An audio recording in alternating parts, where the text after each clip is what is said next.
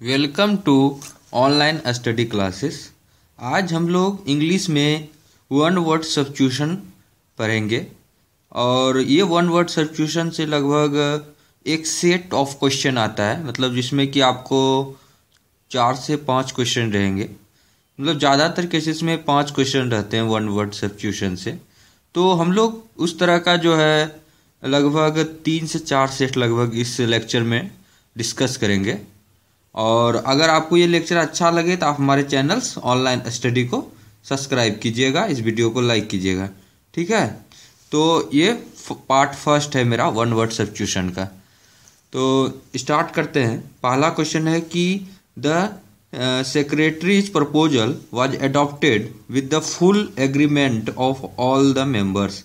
Secretary ने क्या किया कि एक अपना प्रपोजल रखा, ठीक है, और वो प्रपोजल सारे मेंबर्स के द्वारा पूरे एग्रीमेंट के साथ क्या किया, अडॉप्ट किया गया।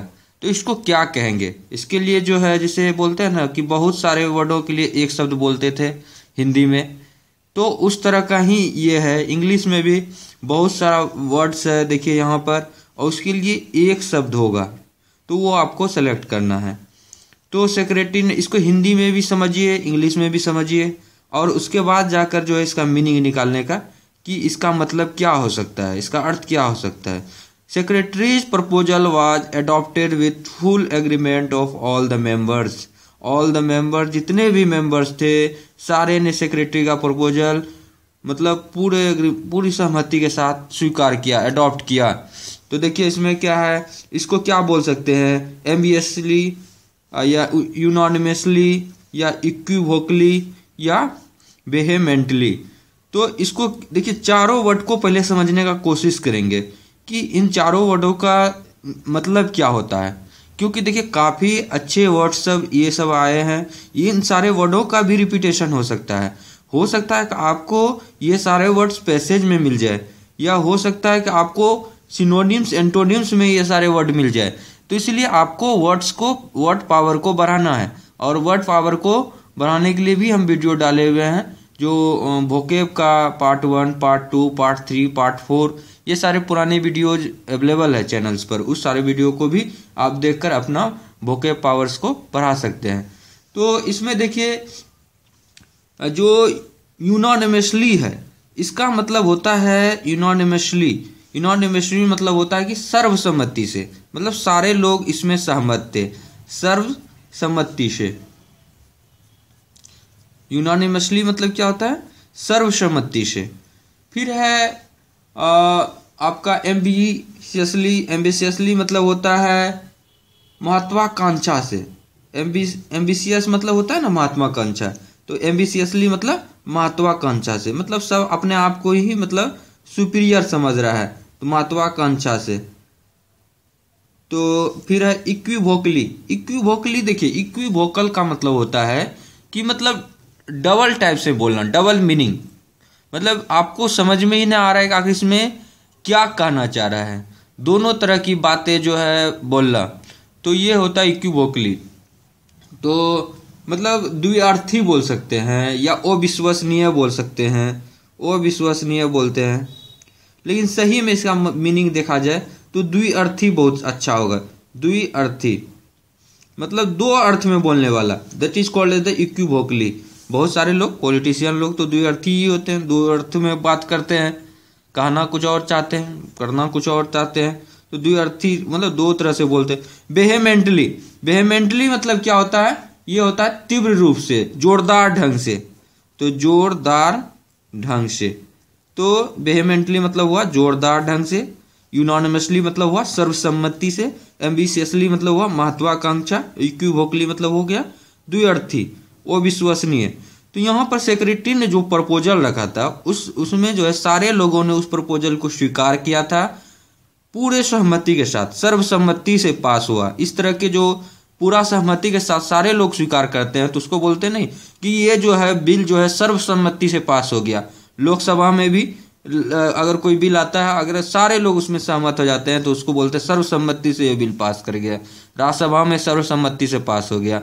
उसी तरह सेक्रेटरी ने रखा, सारे लोग उसको स्वीकार कर लिए, मतलब सर्वसम्मति से बिल पास हो गया। तो इन सारे के लिए आप यूज कर सकते हैं यूनानिमसली जिसका क्या अर्थ होता है सर्वसम्मति से।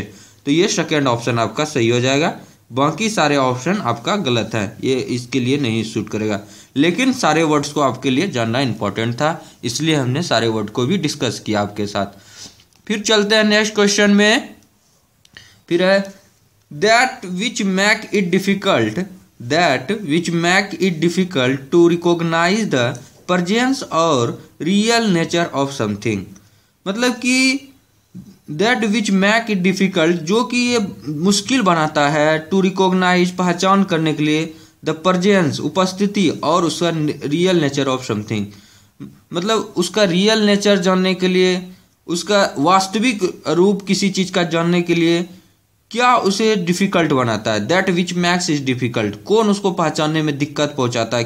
कोई चीज है, ऐसे समझिए कोई चीज है, ठीक है, उसका वास्तविक रूप और उसका उपस्थिति जानने में कौन ऐसा चीज है जो कि उसको पहचान में, उपस्थिति में को जानने में डिफिकल्ट बनाता है, तो उसको क्या बोलते हैं। इस चीज को आपको पता न करना है कि जो कि किसी भी चीज का उपस्थिति और रियल नेचर को जानने में, पहचान कराने में डिफिकल्ट करता है, मुश्किल करता है। तो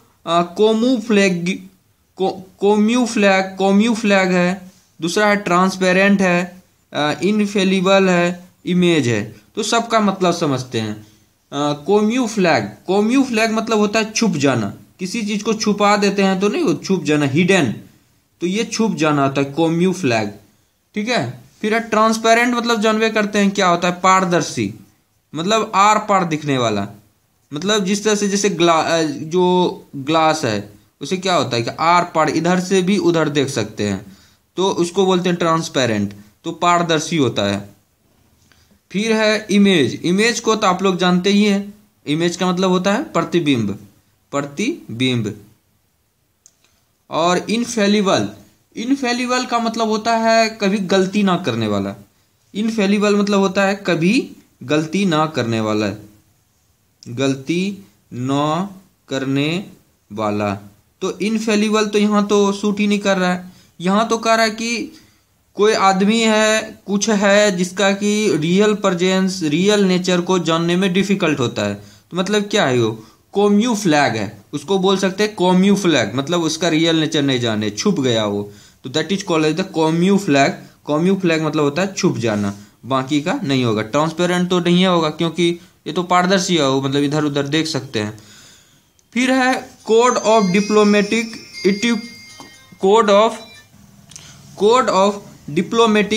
इटिक्विटी एंड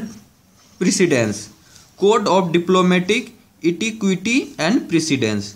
देखिए पहले ये समझिए कि ये कोड ऑफ डिप्लोमेटिक इटिक्विटी मतलब क्या होता है और प्रेसिडेंस मतलब क्या होता है, ठीक है। ये आपके लिए सबसे इंपॉर्टेंट। इटिक्विटी मतलब होता है, आप बोल सकते हैं शिष्टाचार, मतलब कोई भी चीज का शिष्टाचार होता है ना, शिष्टाचारी मतलब कुछ एक नियम है जो कि हर नियम को जो लोग फॉलो करते हैं, जो बड़ों द्वारा सम्मान करना है, ये सारी चीज, जो बड़ों का सम्मान करना है, समय पर सब काम किए, तो ये सारे शिष्टाचार है। विनम्रता को जन्म देता है। इटिक्विटी मतलब हुआ शिष्टाचार। और फिर है प्रेसिडेंस मतलब होता है वरीयता,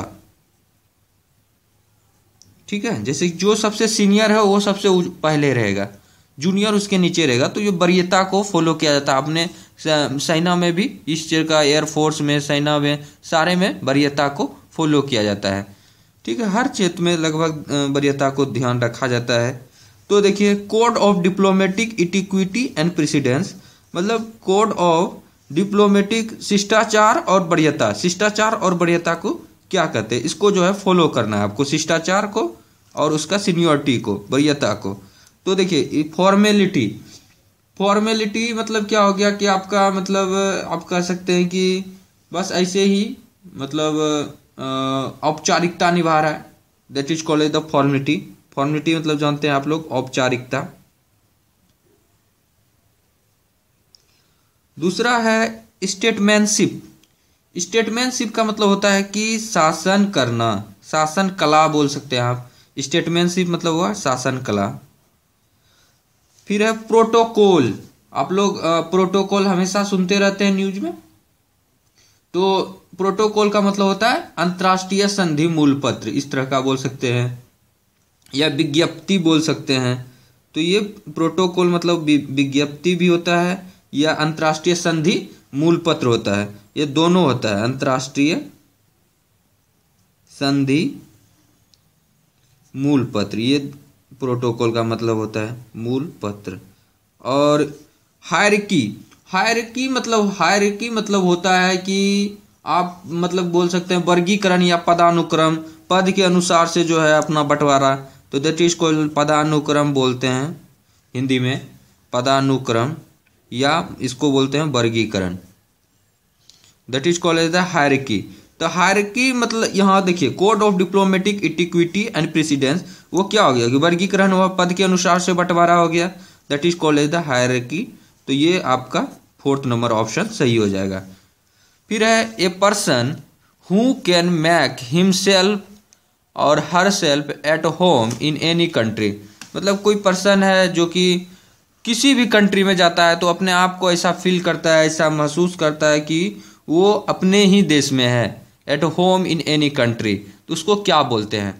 तो ए person who can make himself her self feel at home in any country, किसी भी देश में अपने आप को घर ही जैसा महसूस करता है, उस आदमी को क्या कहेंगे?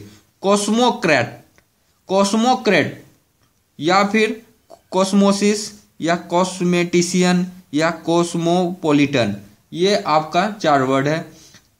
अगर देखा जाए तो कॉस्मोपोलिटन यही एकमात्र जो है मतलब वर्ड यूज होता है डिक्शनरी में, आपको देखिएगा तो कॉस्मोपोलिटन मतलब होता है सर्वव्यापी, मतलब सभी जगह अपने आप को अच्छा महसूस करता है, सब जगह व्यापक मतलब महसूस करता है, लगता है कि उसको हर जगह जो है मेरा अपना ही घर है, अपना ही होम है।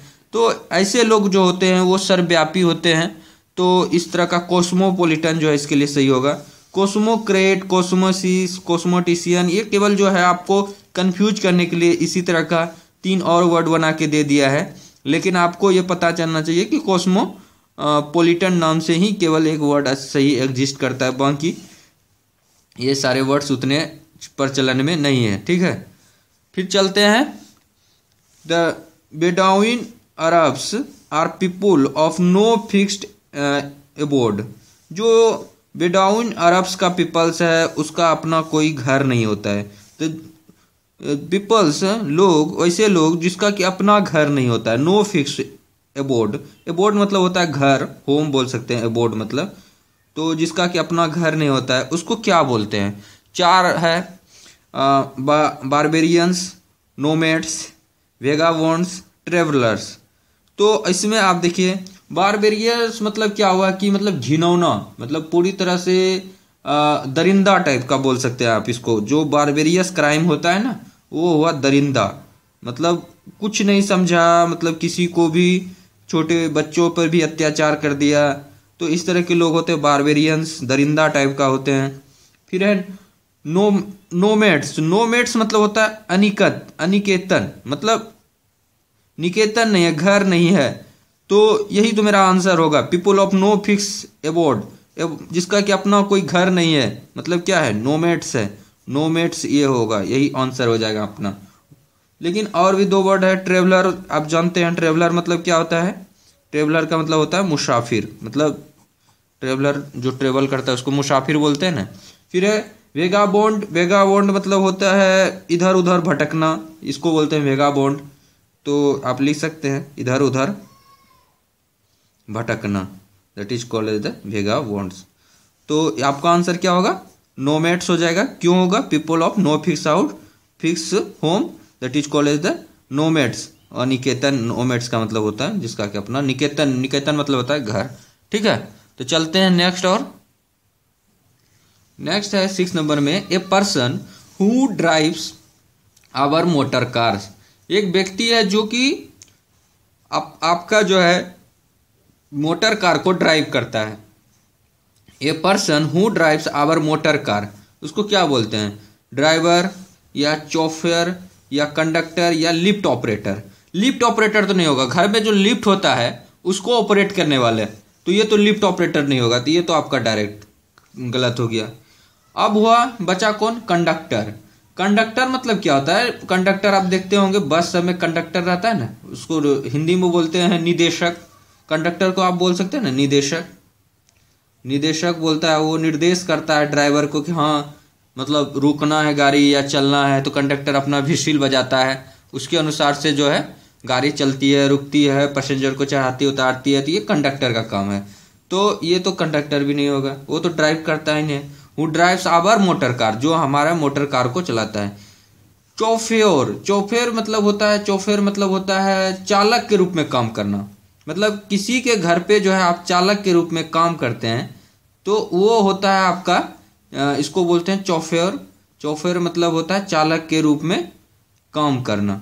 तो यही तो आपका आंसर हो जाएगा, चालक के रूप में ही तो काम करना है। A person who drives our motor car मतलब क्या है कि आप उसके घर में चालक के रूप में काम करते हैं, तो ये चौफेर ये हो जाएगा।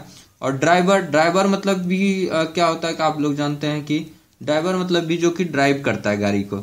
लेकिन ये ड्राइव अपना गाड़ी कर रहा है या किसी और के, वो ड्राइव मतलब आवर मोटर का हमारे कर रहा है कि नहीं, तो इसलिए ये दोनों काफ़ी क्लोज ऐसे आंसर है। लेकिन आपका जो है यही होगा जो चला मतलब सही ज़्यादा एक्यूरेट होगा।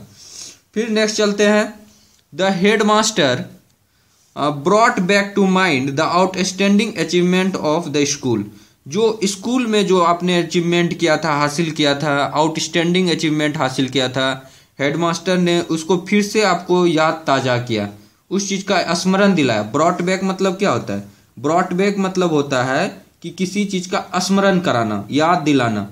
तो स्मरण दिलाना मतलब याद दिलाया आपको, ब्रॉट बैक किया, आपके दिमागों में ब्रॉट बैक किया हेडमास्टर ने आपके स्कूल के दिनों के आउटस्टैंडिंग मतलब बहुत ही शानदार प्रदर्शन के बारे में।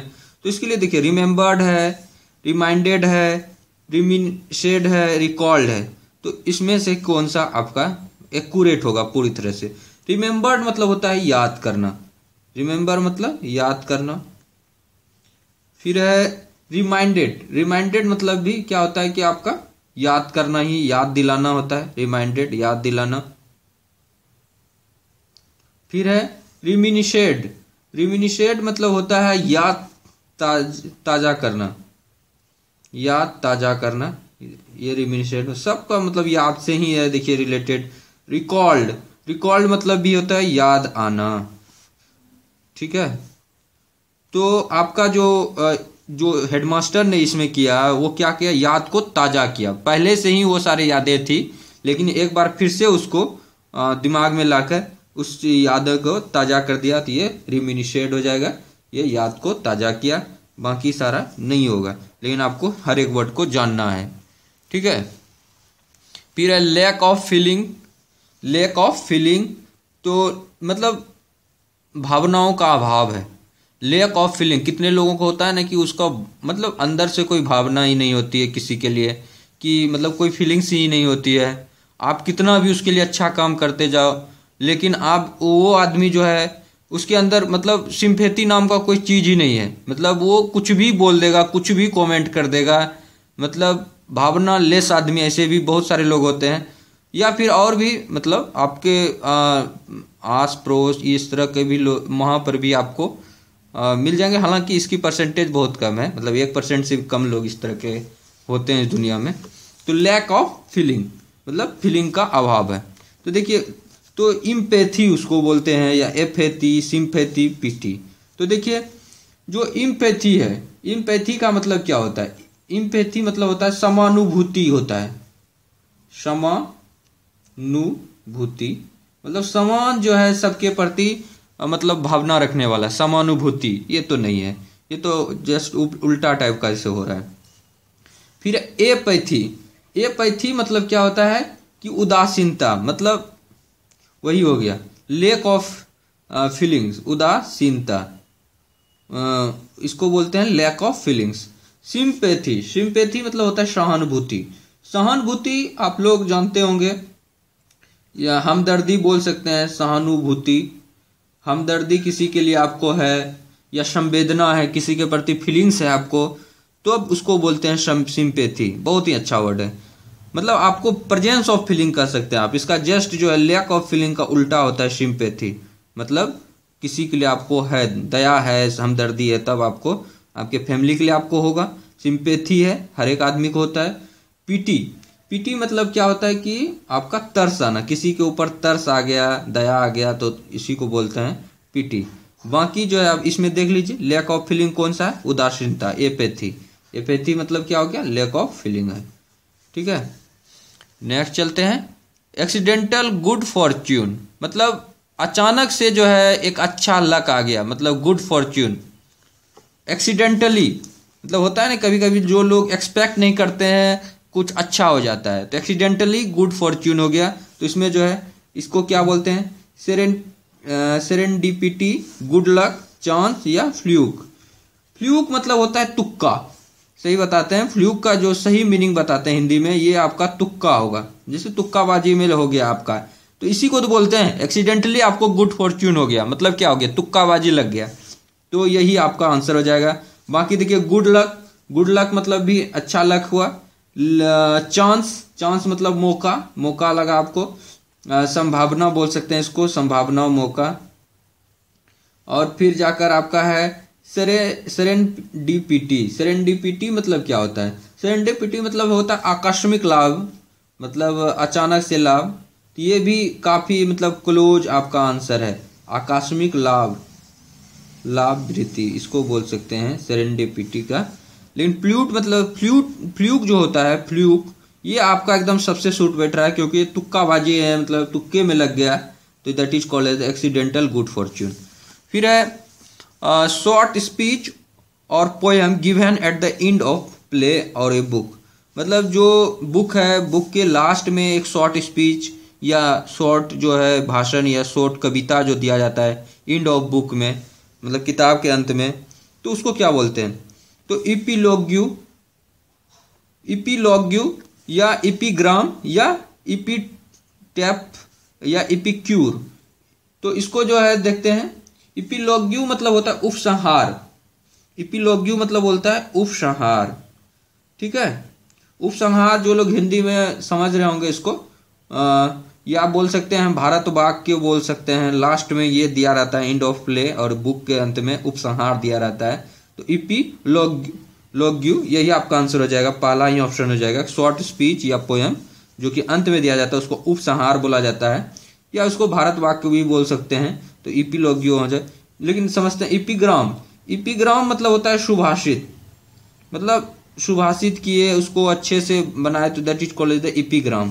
फिर है इपीटेफ, इपीटेफ मतलब क्या होता है, इपीटेफ मतलब होता है स्मारक, यह तो एकदम कुछ अलग ही है, स्मारक जो बना हुआ है।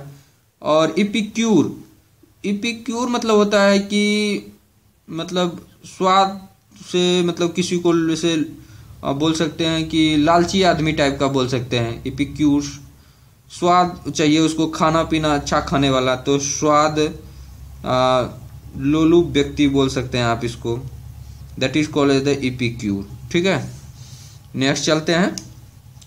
Study of interaction of people with their environment, मतलब कि पीपल्स का जो इंटरेक्शन होता है अपने इन्वायरमेंट के साथ, जो पीपल्स का जो इंटरेक्शन होता है, जैसे कि आप क्या करते हैं, आप डेली इंटरेक्शन करते हैं अपने इन्वायरमेंट से। आप क्या करते हैं, ऑक्सीजन लेते हैं इन्वायरमेंट से, कार्बन डाइऑक्साइड छोड़ते हैं। प्लांट्स कार्बन डाइऑक्साइड लेता है, ऑक्सीजन छोड़ता है। तो इस तरह से आप इन्वायरमेंट में जो वाटर है, वाटर को लेते हैं। तो मतलब आप एयर को आपके चारों तरफ अवेलेबल है, वाटर लेते हैं, तो टेम्परेचर है, प्रेशर है, चारों तरफ। मतलब क्या हो रहा है कि आप हर एक दिन अपने इन्वायरमेंट से आप क्या कर रहे हैं, इंटरेक्शन कर रहे हैं। तो इस तरह के जो होता है उसको क्या बोलते हैं, उस स्टडी को क्या बोलते हैं, उसके अध्ययन को क्या बोलते हैं, उसके अध्ययन को बोला जाता है इकोलॉजी। इसको इकोलॉजी, इसको अगर जहाँ हिंदी में देखा जाए तो परिस्थिति विज्ञान बोला जाता है, परिस्थिति विज्ञान, इकोलॉजी। फिर है साइकोलॉजी, साइकोलॉजी मतलब जानते हैं आप लोग, मनोविज्ञान होता है, जो कि आपके फीलिंग्स के बारे में सब जानते हैं, मनोवैज्ञानिक भी होता है, मनोविज्ञान। फिलोसफी, फिलोसफी तो आप दर्शन शास्त्र, दर्शन शास्त्र के बारे में बातचीत करें तो ये दैट इज कॉल्ड। ज्योग्राफी तो आप लोग जानते ही हैं, भूगोल। ठीक है, नेक्स्ट चलते हैं। नेक्स्ट है 12th number, a list of explanation of rare technical obsolete words. तो ये एक लिस्ट है जिसमें कि बहुत ही रेयर, टेक्निकल और ऑब्सोलीट वर्ड्स का एक्सप्लेनेशन किया गया, उसका वर्णन किया गया है। तो ऑब्सोलीट मतलब जानते हैं कि क्या होता है कि ऑब्सोलीट मतलब होता है अप्रचलित, मतलब उतना ज्यादा प्रचलन में नहीं है, अप्रचलित। तो पहला ऑप्शन है डिक्शनरी। डिक्शनरी में क्या होता है कि एक शब्दकोश है, आपको इसमें सारे वर्ड मिलेंगे। ऐसा कोई ज़रूरत नहीं है कि आपको शब्दकोश में जो है, जो डिक्शनरी है उसमें केवल रेयर ही वर्ड मिले, ऐसा नहीं है। रेयर और टेक्निकल मिले या अप्रचलित शब्द मिले, ऑब्सोलीट वर्ड मिले, तो ये शब्दकोश आपका आंसर नहीं होगा। फिर है जो ग्लोसरी है। ग्लोसरी में क्या होता है कि काफ़ी रेयर वर्ड होते हैं, टेक्निकल वर्ड होते हैं, अप्रचलित वर्ड रहते हैं। ये भी एक शब्दावली है, लेकिन ये शब्दावली में अंतर है। शब्दावली ही है, शब्दों का एक लिस्ट है, लेकिन इसमें जो है रेयर टेक्निकल वर्ड का एक्सप्लेनेशन होता है। तो ये ग्लोसरी है, आपका आंसर हो जाएगा। फिर आपको देखिए लेक्सिकॉन। लेक्सिकॉन भी एक शब्द का सूची है। देखिए सब शब्द से ही रिलेटेड है, काफ़ी देखिए कितना क्लोज ऑप्शन दिया है। कैटलॉग। कैटलॉग मतलब भी होता है आपका सूची पत्र बनाना, सूची पत्र होता है, सूची पत्र, तो इसको बनाना बोलते हैं, सूची पत्र बनाने को बोलते हैं कैटलॉग। तो आपका यहाँ पर होगा ग्लोसरी जो है का मतलब इसका सही आंसर होगा। फिर है underground place for storing wine और अदर प्रोविजन। मतलब अंडरग्राउंड में धरती के अंदर जो है एक स्टोरिंग प्लेस बनाया है जिसमें कि स्टोर कर रहे हैं वाइन को, शराब को और अदर जो है प्रोविजंस जो भी है उसको स्टोर करना है। तो दैट इज कॉल्ड द क्या कहलाते हैं उसको, गैरेज। पहला ऑप्शन है गैरेज। गैरेज आप लोग जानते हैं किसको बोलते हैं। गैरेज मतलब होता है जहाँ की आप मोटरसाइकिल सब ठीक कराने की जगह है, एक प्रकार से सोच सकिए कि गैरेज में आप क्या जाते हैं, ये एक मोटर गाड़ी सब ठीक कराने का जगह है, मोटर गाड़ी ठीक कराने का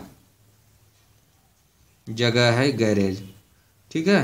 फिर है सेलर। सेलर मतलब क्या होता है, ये सेलर मतलब होता है वाइन का गोदाम, मतलब शराब की दुकान, शराब का गोदाम बोल सकते हैं, वाइन का गोदाम। तो यही तो आपका आंसर हो जाएगा ना तब, क्योंकि underground place for storing wine and other provision, तो मतलब शराब को स्टोर करने का जगह, तो यही तो वाइन का गोदाम है, तो ये सेलर ही आपका आंसर हो जाएगा। एटिक। एटिक मतलब सुने होंगे अटारी, अटारी होता है ये एटिक। और हॉल। हॉल का मतलब तो आप लोग जानते ही हैं, पूरा सा एक बड़ा सा हॉल रहता है, तो इसको दीवान खाना भी बोला जाता है हॉल को, या फिर आप लोग जो हॉल समझते हैं वो भी उसका मतलब वो भी होता है, लेकिन ये दीवान खाना भी होता है। तो ये आपको अलग थोड़ा सा है, इसलिए आपको बता दें। चलिए 14 नंबर चलते हैं। 14 नंबर में है कि फ्री समबडी फ्रॉम ब्लेम और गिल्ट। मतलब किसी को जो है किसी पर जो है ब्लेम लगा हुआ है, तो और किसी के ऊपर दोष है, ब्लेम है या गिल्ट है, तो उससे आप उसको फ्री कर रहे हैं, तो उसको क्या बोलेंगे, एक्सक्यूज बोलेंगे या रिप्रीमेंड बोलेंगे या एक्जोनरेट बोलेंगे या एक्विट बोलेंगे। तो इसको देखिए ये काफ़ी अच्छा वर्ड है। एक्जोनरेट का मतलब पहले समझते हैं। एक्जोनरेट मतलब होता है किसी का दोष मुक्त कर देना। एक्जोनरेट का मतलब हुआ दोष मुक्त करना। एक्सक्यूज, एक्सक्यूज मतलब होता है माफ करना। आप छोटी मोटी गलती करते हैं बोल देते हैं एक्सक्यूज मी, माफ करना, तो ये एक बड़ा दोष नहीं है आपका, कोई बड़ा ब्लेम नहीं है।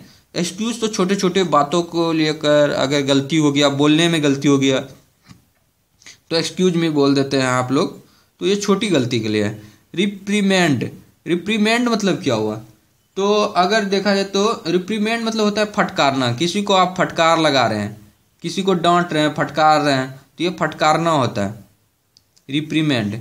एक्विट। एक्विट मतलब होता है बरी करना। किसी पे ऊपर केस मुकदमा चल रहा है तो उससे आप उसको छुटकारा दे दिए तो आप उसको एक्विट किए, बरी करना, ठीक है। बहुत सारे केस में लोग बरी हो जाते हैं, तो एक्विट मतलब बरी करना। रिप्रीमेंड मतलब फटकारना। एक्जोनरेट मतलब दोष मुक्त करना। किसी के ऊपर दोष था, किसी के ऊपर गिल्ट था, ब्लेम था, और उससे आप उसको मुक्त कर दिए, that is called the exonerate. तो ये थर्ड ऑप्शन आपका सही है। फिर चलते हैं one who plays for pleasure rather than as a profession. मतलब कोई आदमी जो है प्रोफेशन के बजाय, व्यवसाय के बजाय अपने मस्ती पर ज़्यादा ध्यान देता है, मतलब प्लीजर पे, खुशी पे। One who plays for pleaser, मतलब वो जो काम कर रहा है वो प्लीजर के लिए कर रहा है, अपने खुशी के लिए कर रहा है। रादर देन प्रोफेशन, मतलब व्यवसाय के लिए। तो ऐसे लोग को क्या, प्लेयर, आप लोग जानते हैं जो प्लेयर होता है वो मतलब प्ले करता है, गेम खेलता है, खिलाड़ी इसको कहते हैं, आप लोग प्लेयर को बोलते हैं ना खिलाड़ी। तो ये ऑप्शन है पहला। दूसरा है एमेच्योर। एमेच्योर मतलब क्या होता है? एमेच्योर मतलब होता है अव्यवसायी या नौसिखिया भी बोल सकते हैं, मतलब व्यवसाय के लिए नहीं है ये, बस जस्ट नौसिखिया है, नया नया है, सीख रहा है, तो इसको बोलते हैं एमेच्योर, ये अव्यवसायी होता है। फिर है परफॉर्मर। परफॉर्मर मतलब क्या होता है कि कलाकार बोल सकते हैं आप इसको, परफॉर्मर, कलाकारी करना, कलाकार होता है। फिर है आपका एक्टर। एक्टर तो आप लोग जानते ही हैं, अभिनेता होता है, ठीक है। तो इसमें देखिए कौन अपने प्लीजर के लिए कर रहा है, प्रोफेशन के लिए नहीं है, तो एमेच्योर। एमेच्योर मतलब होता है वो व्यवसाय, मतलब अपने उसके लिए नहीं कर रहा है। अब और दो प्रॉब्लम इसमें डिस्कस करेंगे जल्दी जल्दी। One who does something for the first time, जो कि पहली बार करे। वन हु डज समथिंग, कोई काम जो है पहली बार कर रहा है, that is called as the, पहला है कि लीडर या मॉडल या फोर रनर या पॉइनर। तो देखिए पॉइनर मतलब क्या होता है? प्रथम करने वाला। पॉइनर से ही आपको दिमाग में आ जाना चाहिए प्रथम करने वाला, या आरंभिक। आरंभिक व्यक्ति को ही बोलते हैं पॉइनर। तो ये one who does something first time, पहली बार जो कोई काम करे, दैट इज कॉल्ड द पॉइनर। और बाकी लीडर मतलब आप लोग जानते हैं, लीडर मतलब नेता होता है। फोर रनर मतलब आप लोग नहीं जानते होंगे, ये अग्रदूत होता है, जो लोग जान रहे हैं अच्छी बात है। मॉडल, मॉडल मतलब क्या होता है? आपका नमूना, ठीक है। लीडर मतलब नेता। नेक्स्ट चलते हैं, एक प्रॉब्लम और है, आज इसी पे यहीं पर ख़त्म करेंगे, ये लास्ट प्रॉब्लम होगा आपका। एक government run by official, official के द्वारा जो गवर्नमेंट रन किया जाए उसको क्या बोलते हैं? देखिए डेमोक्रेसी। डेमोक्रेसी मतलब होता है लोकतंत्र। डेमोक्रेसी मतलब लोकतंत्र। इंडिया में क्या है? डेमोक्रेसी, लोकतंत्र, प्रजातंत्र, लोकशाही, इसको कुछ भी बोल सकते हैं, लोकशाही भी बोल सकते हैं, प्रजातंत्र भी बोल सकते हैं। तो ये डेमोक्रेसी है, ये तो जनता के द्वारा चुना गया प्रतिनिधि ही चलाता है, तो मतलब लोगों का सरकार होता है, लोग उसको चुनते हैं, तो ये लोकशाही तो नहीं होगा, ये लोगों की सरकार होती है। एनार्की, एनार्की मतलब होगा कि आपका अराजकता फैला हुआ है, तो that is called the anarchy, ये अराजकता हो गया। ब्यूरोक्रेसी देखा जाए तो ब्यूरोक्रेसी जो होता है वो होता है आपका जो कि ऑफिशियल के द्वारा जो चला जाए, नौकरशाही बोल सकते हैं, दफ्तरशाही, अधिकारी तंत्र बोल सकते हैं। और ओलीग्रेची मतलब होता है अल्पतंत्र, ये अल्पतंत्र होता है, ये नहीं होगा आपका, अल्पतंत्र भी नहीं होगा, तो ब्यूरोक्रेसी होगा, ठीक है। ये आपका आंसर है। तो आप लोग को ये वीडियो कैसा